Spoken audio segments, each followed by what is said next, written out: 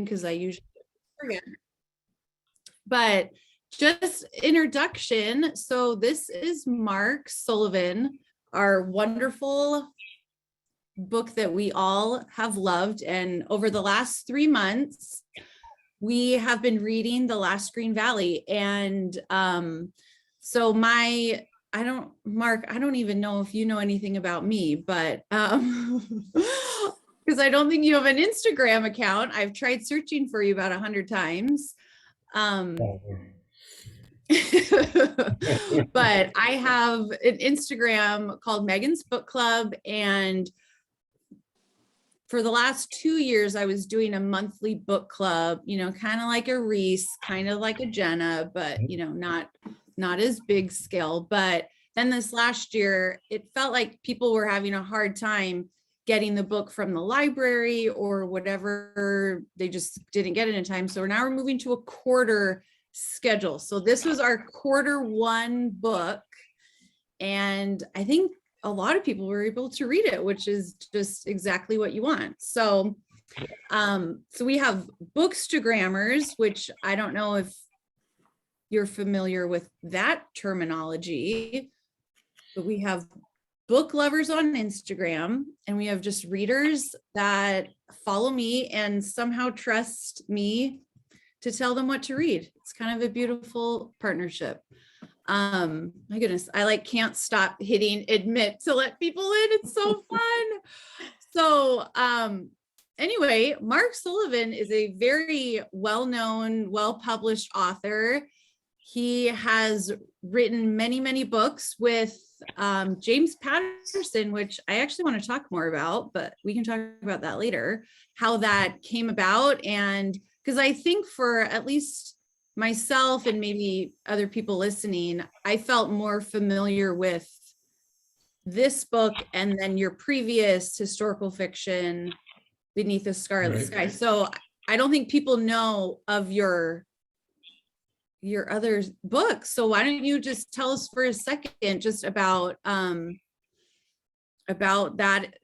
partnership with James Patterson, and about just kind of your writing, how it came about.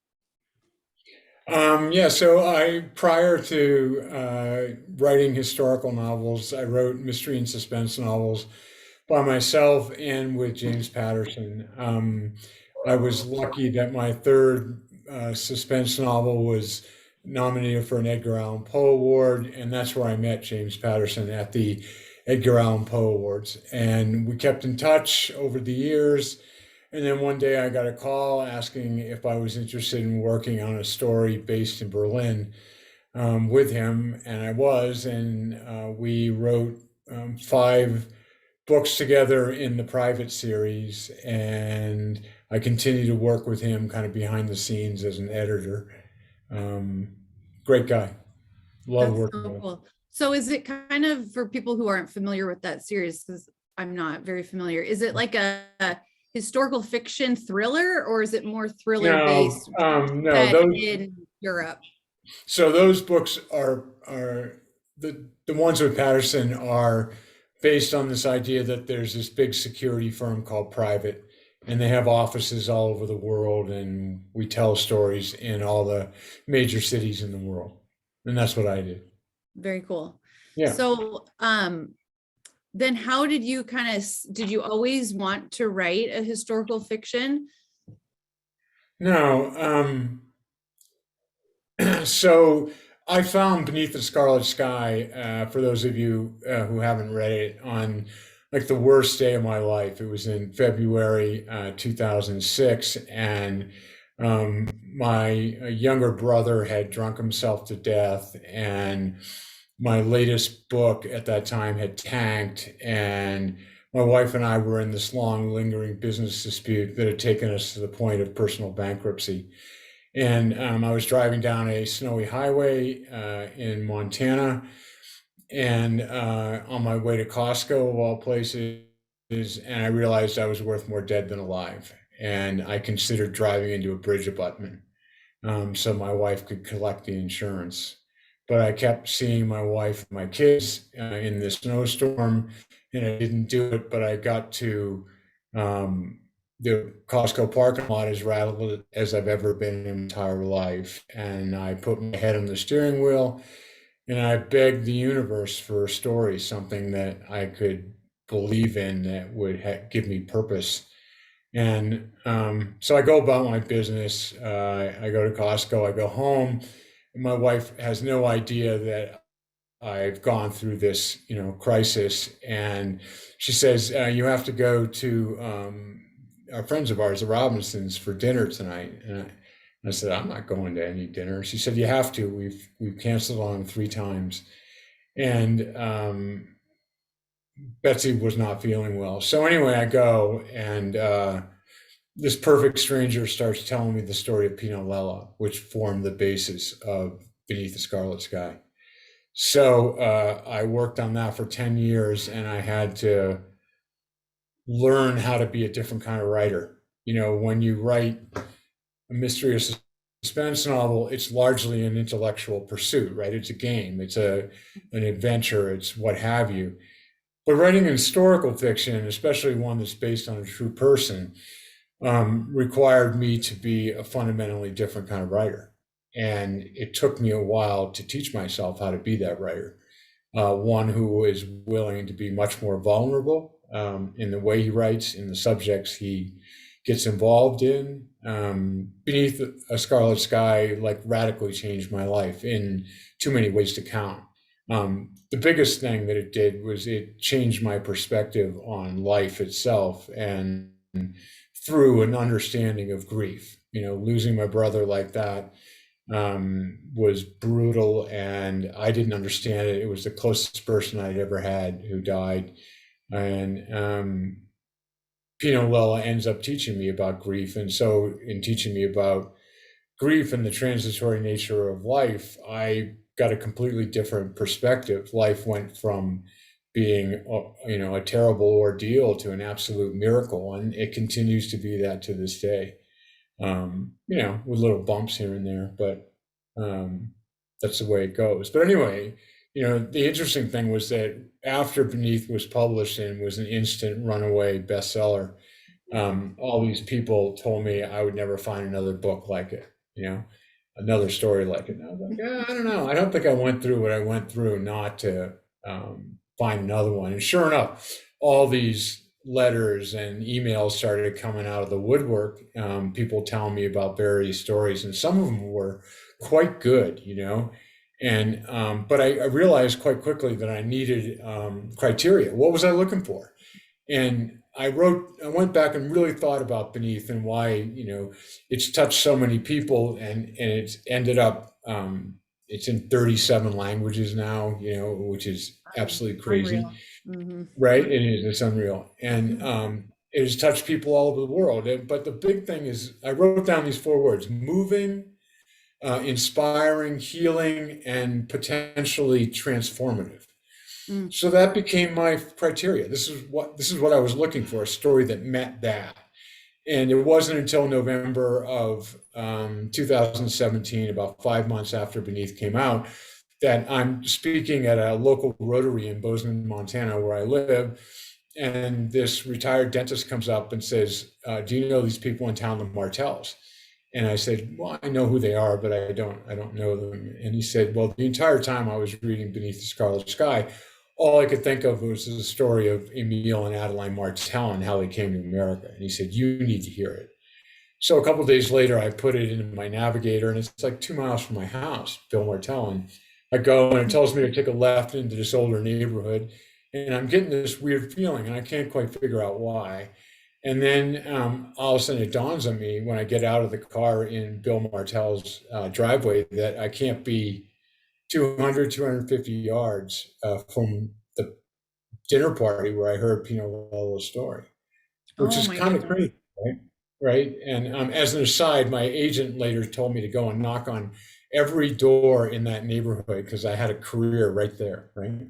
There you go. You don't have to go very far. I don't have to go very far, just 2 miles from my house for everything. That's incredible. Um, I know, it's just beautiful. But I went in, and within 10 minutes, I was sitting forward listening to Bill tell me the story.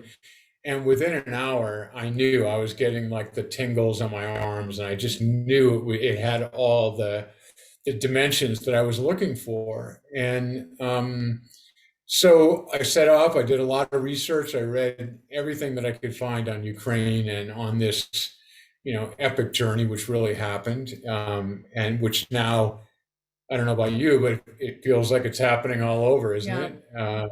Believe it or not, this is the fourth time this has happened, Yeah. with people racing out of Ukraine with a Russian leader chasing them. Fourth time that I know of, going back to Peter the Great. So, but anyway, I started researching the book, and I learned a lot about Ukraine and about the ethnic Germans who had, emigrated there at the behest of Catherine the Great. She offered him 500 hectares, 30 years of no taxes if he'll come and grow wheat for Russia. So that's what they did. And Martel's, various relatives would move there right between 1790 and like 1810 was when they all went. And they were there for like 100 years in these colonies. They built these colonies out on the steppes and they, made the architecture look like Germany, and they spoke German and they spoke Russian as well. But a century, they're largely cut off from Germany itself. They have no real connection when all this happens. So everything's good for them until the Bolshevik Revolution. They get thrown off their lands. Some of them get sent to the Gulag. Mrs. Martel's father never returns. Mr. Martel's father does return, but he's a broken man. And I thought it was necessary for everyone to understand what the Martels had gone through before this journey, right? This improbable, extraordinary journey they go on. You had to have understood that they went through 20 years of hardship before this happened, right? Before it happened. And it's crazy how almost everything that they go through prepares them for the next, right? Yep. That they get over one hurdle and there's a hurdle. And if they faced that hurdle without having gone through this, they wouldn't have known how to get through it, right? And that seems to be a theme that went all the way through. So I end up going to the border of Moldova and Romania to start my journey, because interior Moldova at the time was having a lot of security issues. So we didn't go in. But we started in this place called Barlad, Romania. And I had this amazing guide who was real sharp and had the ability to find people that I was looking for. And I said, I'm trying to find witnesses to this exodus of these ethnic Germans. And he found some. I was amazed. They were all in their 90s, but he found them. And the first guy that I met was this guy, Georgi Vasilescu, who turned out to be one of the last survivors of Stalingrad. He was 98 years old when I met him. He was very sharp. And he told me that he survived Stalingrad because he was blown up in a mortar round. And when he woke up, he knew for certain he was going to live. And he knew for certain he was going to become a beekeeper. And Mr. Vasilescu was, without a doubt, one of the more spiritual people I've ever met in my life. He's actually a Romanian national hero. He is. He's gotten the equivalent of the Congressional Medal of Honor for Romania for everything he did. So he's still alive, by the way. He's 101. Wow.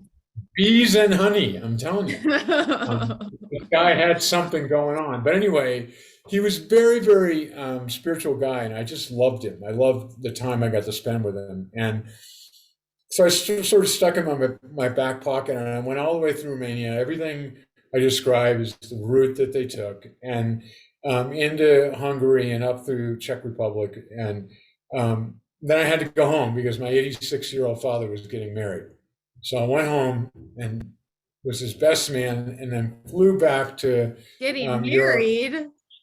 Yeah, right. I know. That's amazing. Yeah.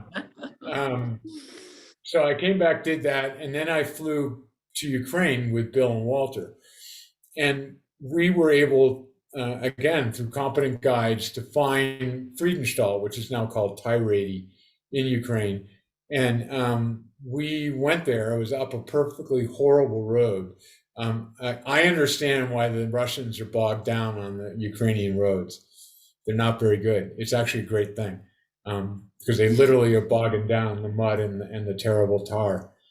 But anyway, we bounced up this road for about 6 hours and we found it. And we not only found the town, but we found the ruins of the house, that they leave right at the beginning of the book. And to be there with Bill and Walter at that moment when, they're basically confronting the gigantic arc of their life was just one of the most emotional things I've gone through as a writer. And then, Was that their first time going back? yes, they had not been Wow. back. They had not seen it. Wow. So we found it. We found the ruins. We know because we had a plat plan too of the town from that time. And then we wanted to go to Poltava, where Mr. Martel was held in the prison camp. And by the way, Poltava is being shelled right now. The place that I went is under shelling and is probably getting hit with missiles and stuff. So, but it was up a worse road than we'd already gone. So I couldn't do it because Bill was 79 and Walter was like 82 at the time. So I chartered a plane and we flew there and we got somebody to pick us up and we went into town. And sure enough, we find the museum, right? That was bombed out in the war, Second World War, and it had been totally restored. Just the way Mr. Martel described. And we knocked, and there was a sign that said it was closed for renovations. We were like, oh no, we came all the way here. So we went around knocking a bunch of doors, and a guy comes out, and turns out he's the executive director. And he says that we're closed and sorry, and he's really suspicious because here are these 3 Americans in Poltava, Ukraine, unannounced, just fly in. Oh, we're only here for 4 hours and yada yada.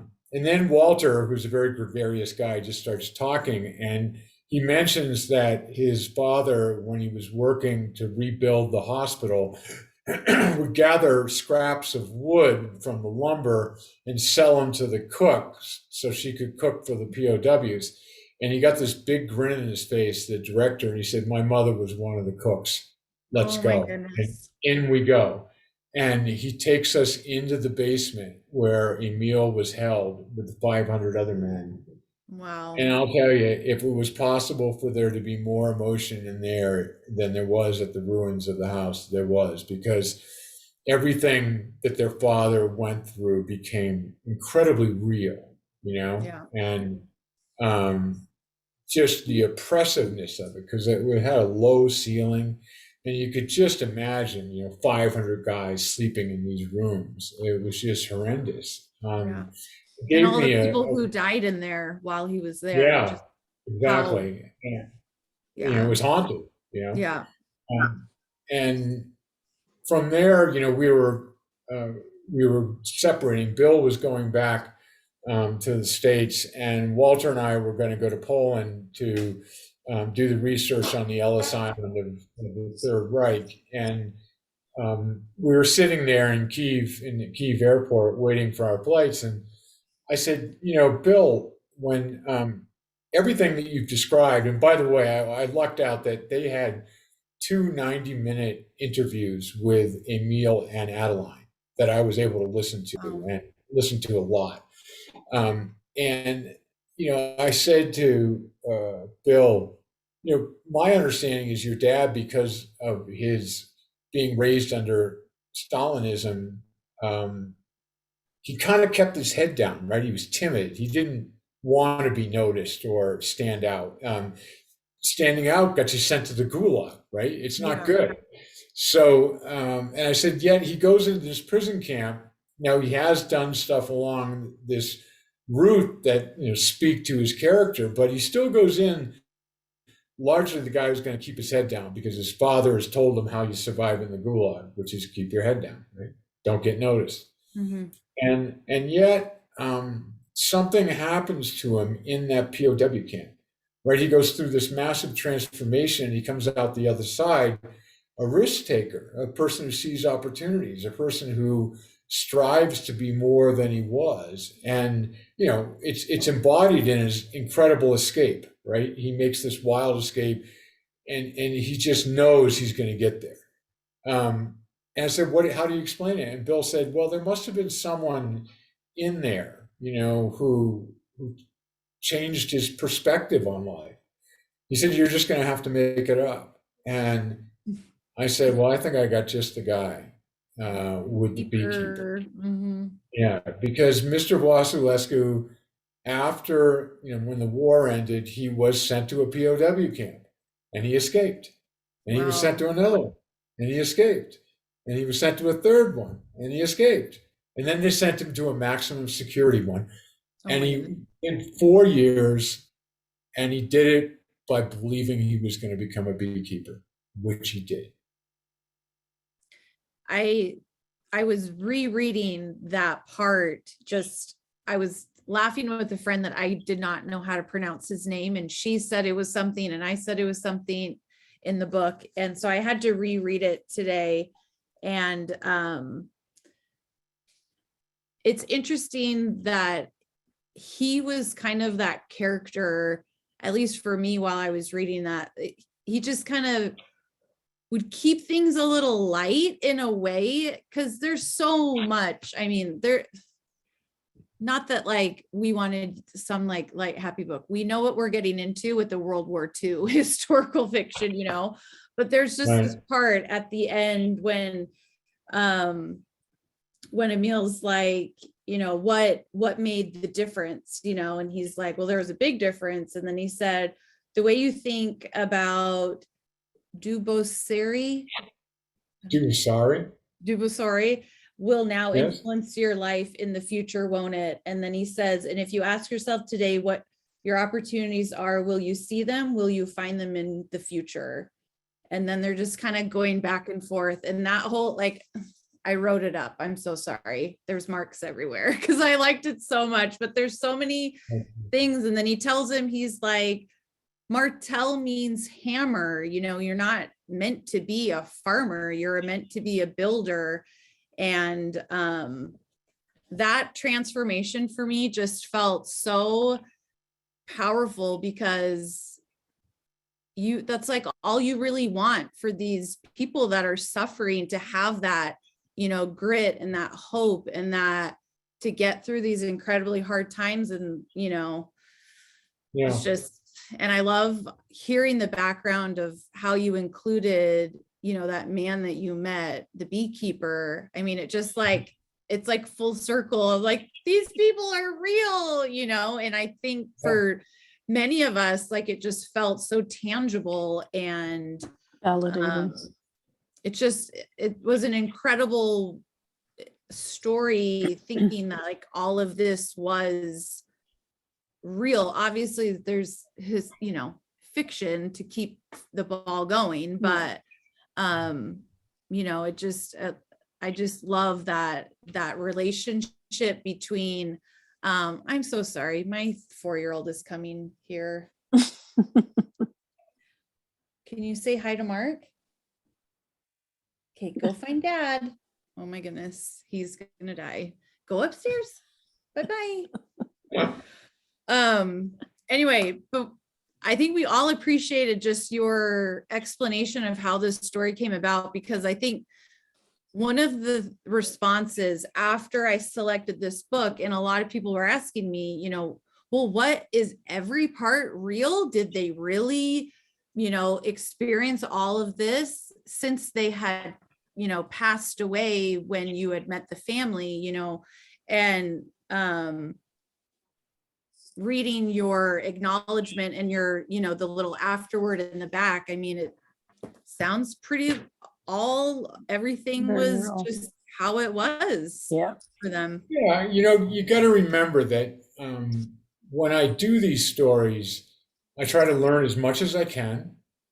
I try to corroborate as much as I can. Mm-hmm. But I mean, for example, I'm trying to recreate conversations that took place 75 years ago by people who are dead. Mm-hmm. It just doesn't work. I was lucky that I was able to listen to them on these tapes, so I had a sense of the cadence of how they spoke. Right. I know, when they talked, I mean, Mr. Martell described in detail how he escaped. He was on the death detail. They thought he was going to escape that way. And instead, he gets sent to the train station to shovel lime. And all of a sudden, he realizes there's a train going west. And he just gets on, Yeah. Yeah. But Just that simple. But the Emil Marcel, before would not have done that. He would not have done it. And he does it. And just trying to follow as much as I could. And, I knew a lot about the forces that were at play on this ethnic thing. I'd done a lot of reading, and I found that there were some ethnic Germans who willingly participated in the Holocaust. I didn't realize that the final solution started with the invasion of Ukraine and Russia. That's when they started shooting them. That's when the Holocaust of bullets happened. And one of Adeline and Emil's granddaughters told me that after Emil died, Adeline told her that shortly after they returned to Friedenthal and were rebuilding the house, he went to the closest town, which was Dubasari, to buy roofing materials. And he was supposed to be gone a day and a half with the horse and buggy, wagon. And he's gone like 4.5 days. And he comes back like just shaken, shattered. And she said, "What happened?" And he said, "I was held by the Nazis and they forced me to bury Jews." Okay. So I, had read that there were some ethnic Germans who claimed that they only buried Jews, not killed them. So I went on a very extensive search at Yad Vashem and in the U.S. Holocaust Museum, which is a great source of this stuff. And there was absolutely nothing about the Martells, zero. But it happened. And I knew from my research that indeed at Dubasari in early September of 1943, which is when Mr. Martell would have gone to the town, they killed 7,000 or 8,000 Jews and buried them in a ravine near the town. So, again, did not have Mr. Martell talking about this. I had, at best third hand, and yet I knew that this thing occurred, right? So I couldn't ignore it. That would be dishonest.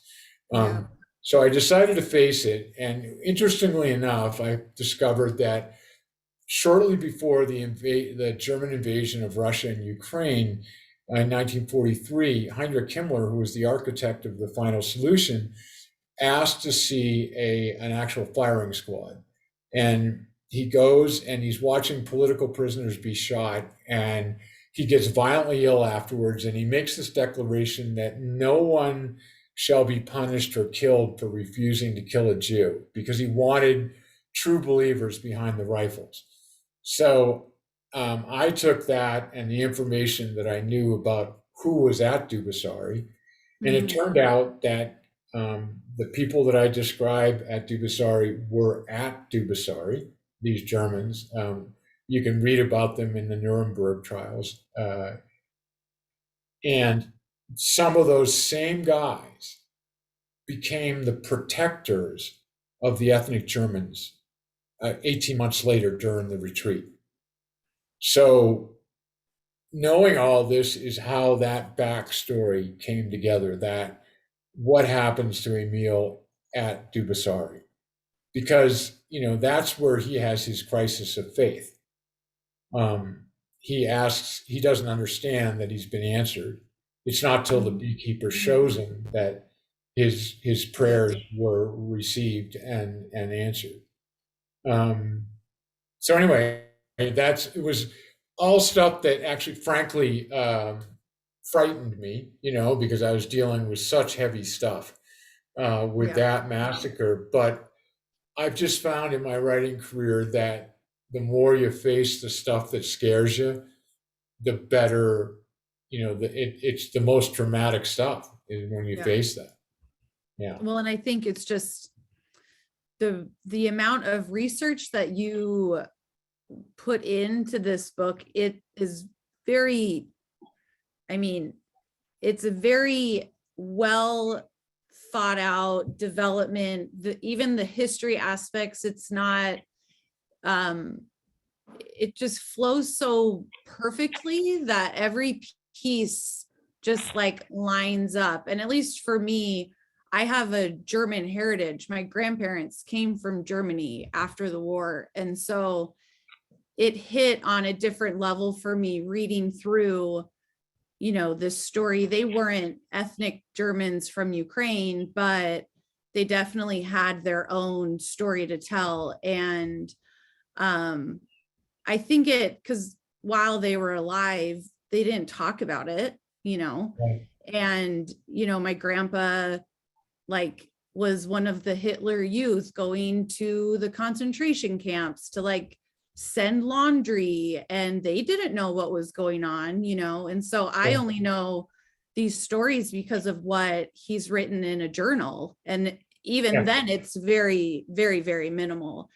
And for me, at least with my, you know, pretty heavy family history, like some stories I'm like, oh yeah, Mark could write a book about my grandpa because he probably shouldn't be alive, you know, of what he experienced. And so reading this just kind of helped, you know, kind of piece things together in my mind that they, you know, maybe experience some things like this, that, you know, Yeah. bombings of their city, and, you know, watching people get burned in the streets from the bomb acid, and like terrible stuff that you're just like, how, you know, it's just, it's, Yeah. I don't know. It's hard to digest, I think, just overall. I agree. Somebody Yeah. asked, what was the spiritual aspect of the story? Something the family talked about, or something I decided to put in. Both, you know. Adeline was very much a Lutheran. She went to church all the time, and she talked about, you know, living through being unable to go to a church, being unable to practice her faith. There was the sense that Emil was not as profoundly religious before the POW camp. Again, the POW camp is the transformational part of his life. So, you know, my understanding of this trauma that he'd gone through, coupled with, you know, everybody who knew him describing him being one person before and the other person after, um, he had to have a spiritual reawakening for it to work. And, you know, this is another thing. It's a different kind of story that I tell. I don't shy away from that. A lot of writers do. They're like, oh, I don't want to get involved in issues of God and stuff. And I just don't think there's any more fundamental experience in your life than the spiritual one, or the lack of a spiritual one. Mm-hmm. And I so agree. I deal with them. And you know, some of the stuff that the beekeeper says is informed by my own beliefs and Mm-hmm. studies. I've spent time at an ashram in India, and I believe we are all one thing, you know, just Mm-hmm. like the beekeeper does.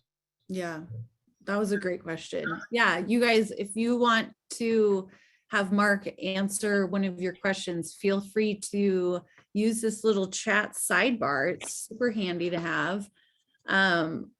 I definitely appreciated the spiritual aspect because I think um, you're able to read a heavy story like that with hope that guides it through. And I think, you know, Adeline was 100% that strong base that kind of carried her vision of, you know, the Green Valley, and how she, you know, I'm thinking as a mother, I'm like, how did she kind of keep her boys not bogged down? And, you know, like she just kept things just were, you know, is this our Green Valley? You know, it is for now. Like I just kept thinking like, you know, at the mother aspect, and how beautiful that her story was this solid foundation for their family. And that, you know, when the family came back together at the very end, and, you know, Emil had this spiritual awakening and was like, yes, it was there the whole time, you know, and that just bonded the family. Was just like, at the end, I'm just like, I mean, it's just, it just captures all of those feelings of, you know, just, I appreciated that hope. And I had my followers message me and be like, oh my gosh, I got to the train scene with the sister. Like, please Yeah. tell me it is not like this for 450 pages. And I'm like, I mean, it's not like they went to like a carnival, like World War II. Like, Yeah. this is hard. This is hard. Yeah. And so, Yeah. And that happened, yeah. Reese, Oh, yeah. I real was curious. character. That was one of my Yeah. questions. Real actual event. Reese did lose her legs exactly the way I described it. She Wow. did lose her child. She had had an affair before, the months before the evacuation.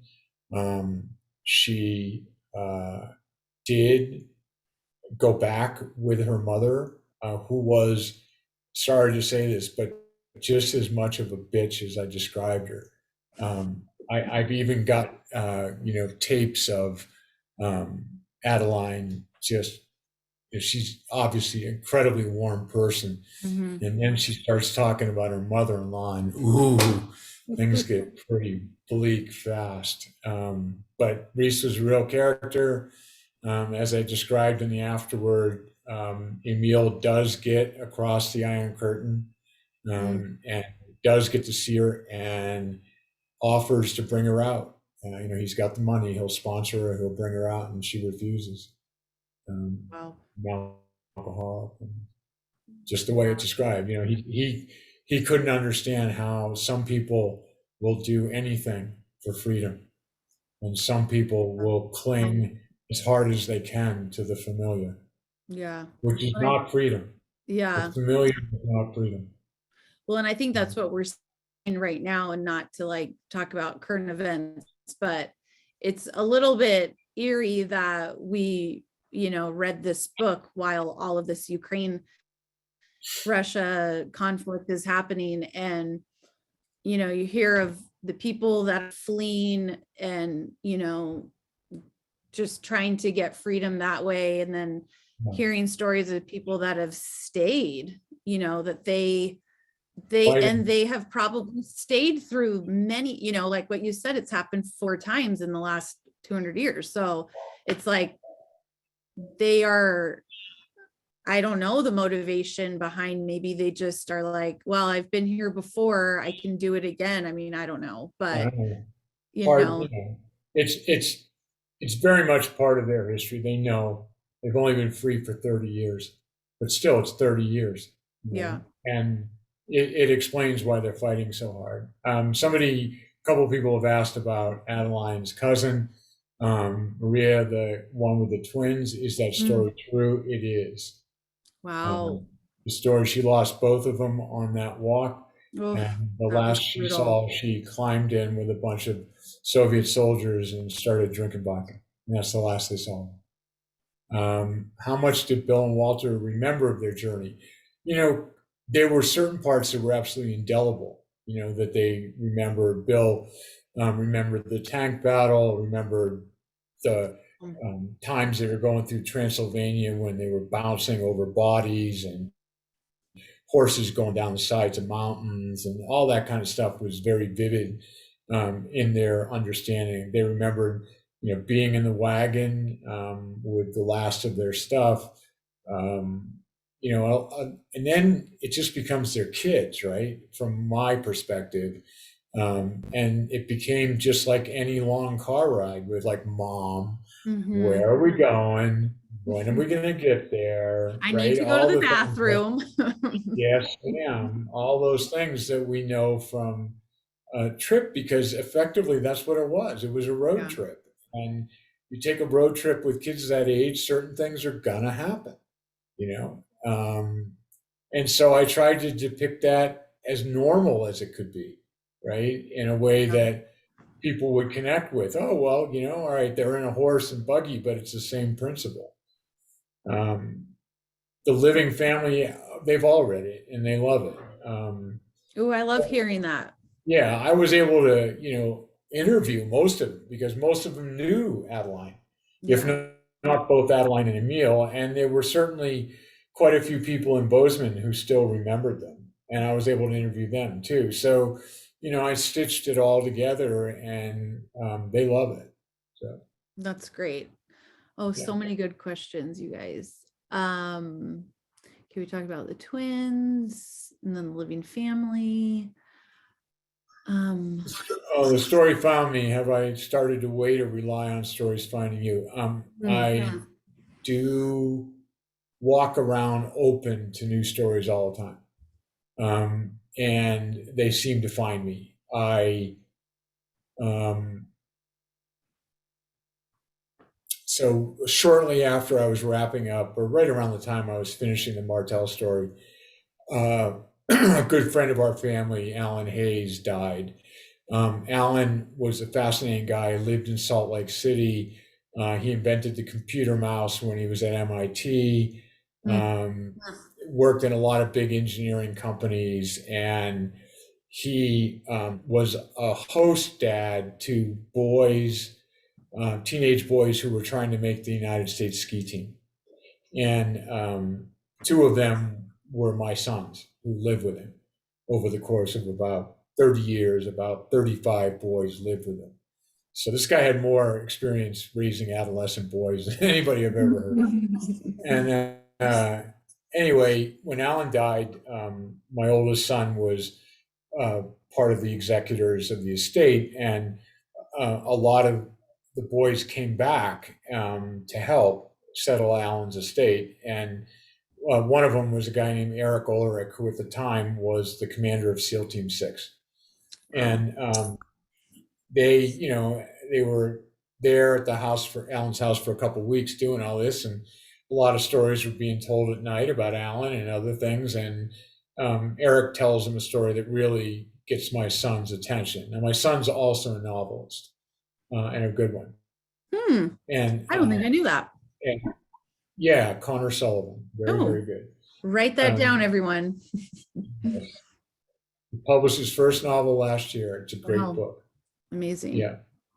Yeah. Anyway, so he called me up and said, "Dad, I think I heard your next book. It's a story about humanity." And I said, "Well, what's it all about?" And he goes, "I want you to hear it from Eric and his friend Mick."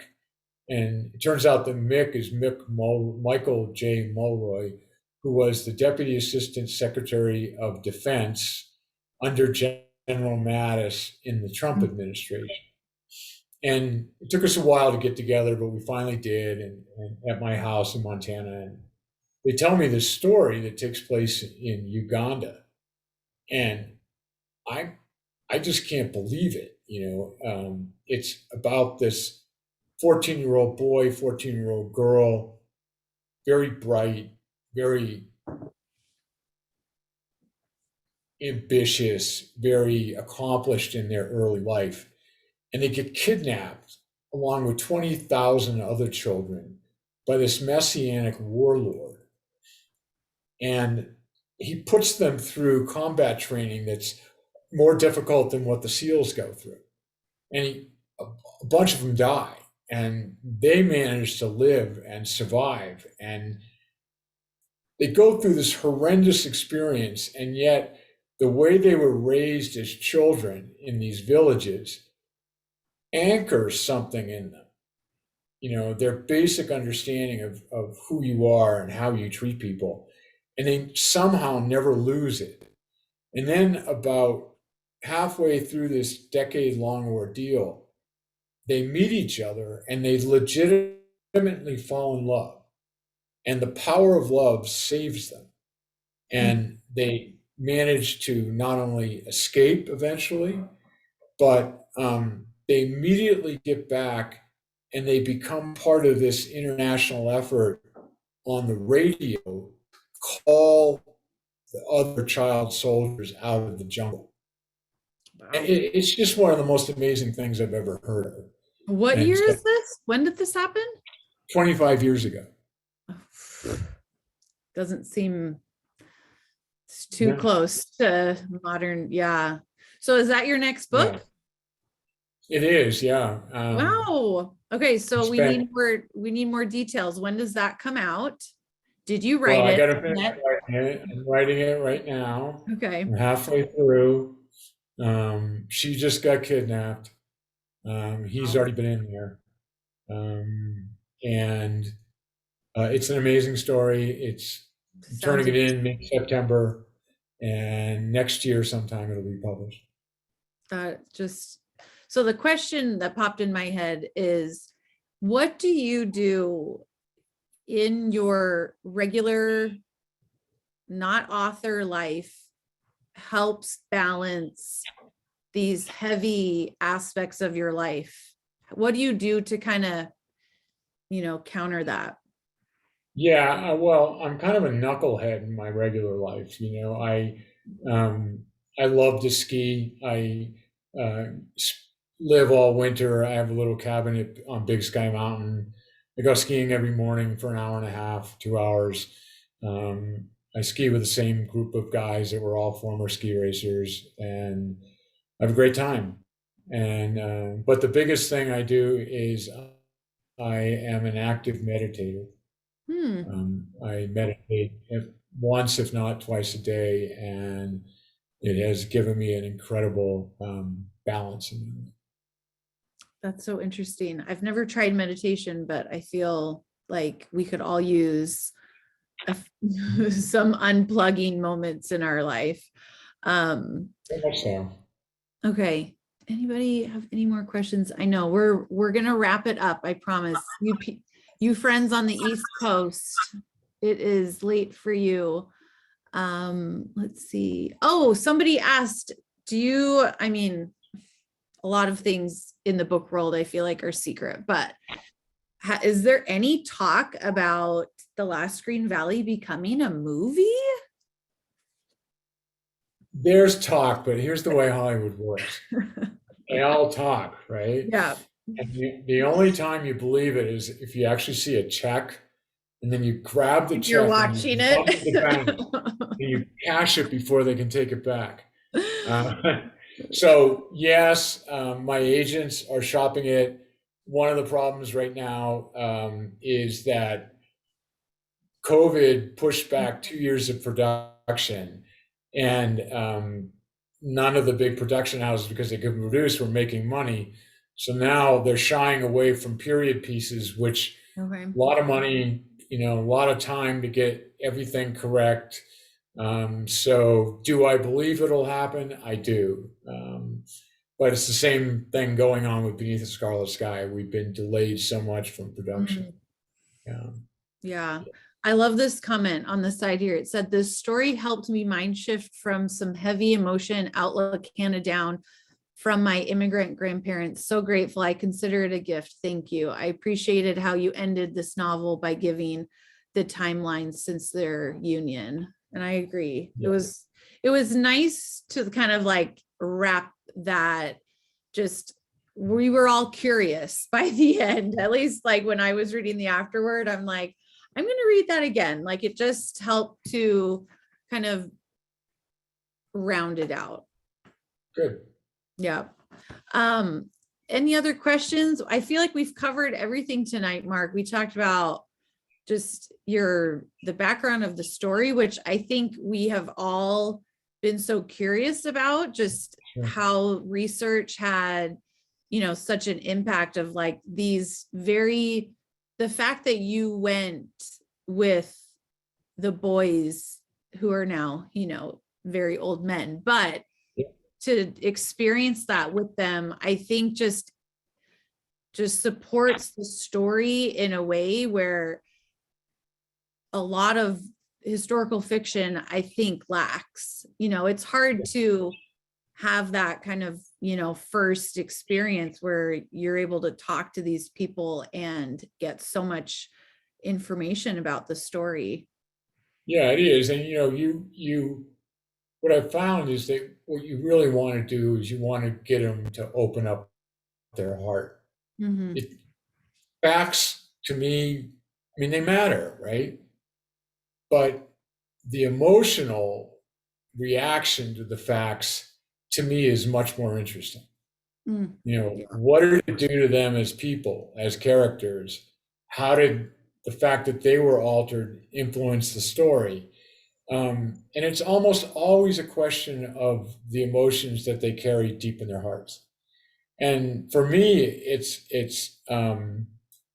forced me to become very vulnerable, to share Mhm. my own tale of woe and the lowest point of my life. And when you can do that with people, they begin to trust you, right? Because they know you're not hiding anything. It's Yeah. like, here I am, this is who I am. Yeah. And people begin to open up and talk. And when they do that, great things happen. Yeah. I absolutely agree. Well, everybody, thank you so much for coming tonight. And we'll let Mark go because I'm going to give you a little teaser for our next quarter book. So don't leave. Give me 1 second after he leaves. But I want to let's see if we can pull up the gallery. It's not going to work because there's so many people here. Okay, well, we usually like to do like a gallery picture, but there's literally 90 people on this call and it's not going to make our tiles small enough. Um, that's all right. Don't worry about the picture. But thank you, Mark, for being here. You are Thank you.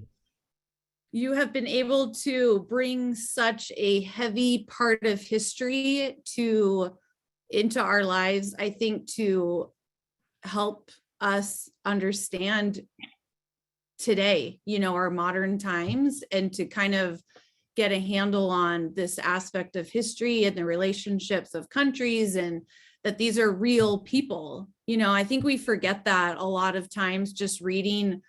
We're all very avid readers. And I think that, you forget that like these are oftentimes real people with real lives. And it can be a beautiful thing.